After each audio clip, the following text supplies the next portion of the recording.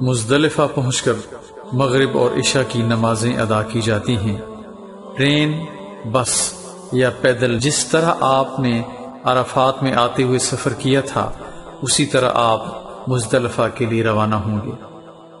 رب کریم اپنی کتاب میں فرماتے ہیں فَإِذَا أَفَضْتُم مِّنْ عَرَفَاتٍ فَاذْكُرُوا اللَّهَ عِندَ الْمَشْعَرِ الْحَرَامِ وَاذْكُرُوا كَمَا هَدَاكُمْ وَإِن كُنتُم مِّن قَبْلِهِ لَمِنَ الضَّالِّينَ۔ پھر جب عرفات سے چلو تو مشعر الحرام یعنی مزدلفہ کے پاس ٹھہر کر اللہ کو یاد کرو اور اس طرح یاد کرو جس کی ہدایت اس نے تمہیں دی، ورنہ اس سے پہلے تم لوگ بھٹکے ہوئے تھے۔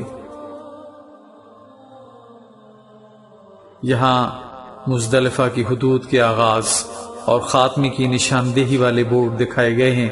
ان کو سمجھنا بھی انتہائی ضروری ہے، ورنہ وقوف مزدلفہ حدود کے باہر ہی کر لینے کا احتمال ہوتا ہے۔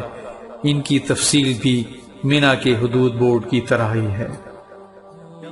مزدلفہ میں عشاء کے وقت یا جب بھی آپ وہاں پہنچیں مغرب اور عشاء کی نمازیں ایک ہی وقت میں ادا کی جائیں گی۔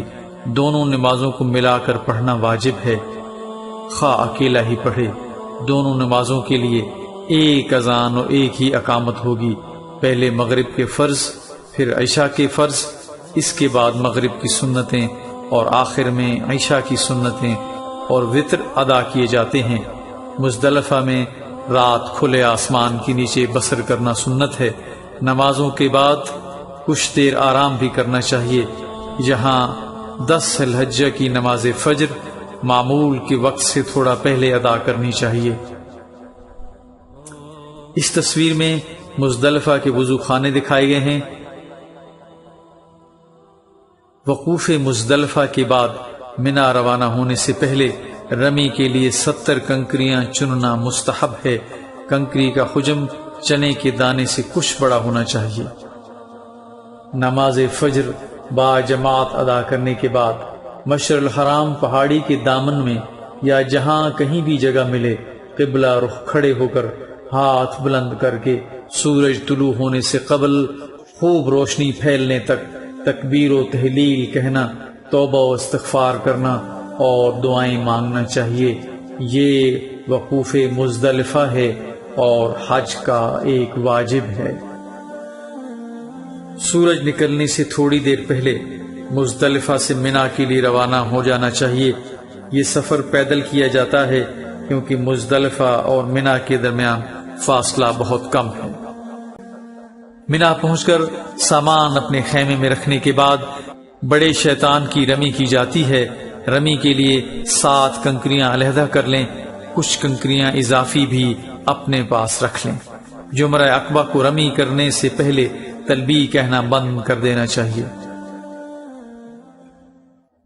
کنکریاں مارتے وقت دائیں ہاتھ کی شہادت کی انگلی اور انگوٹھے کے درمیان پکڑیں اور بسم اللہ اللہ اکبر کہتے ہوئے باری باری 7 کنکریاں جمرے کو ماریں۔ 10 ذی الحج کو بڑے شیطان کو کنکریاں مارنے کے بعد قربانی کی جاتی ہے۔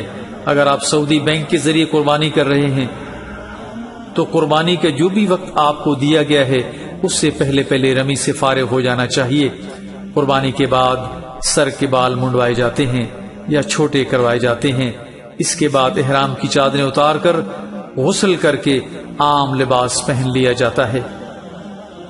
اب آپ منا سے مکہ مکرمہ بیت اللہ شریف کے طواف زیارہ اور سعی کے لیے تشریف لے جائیں گے۔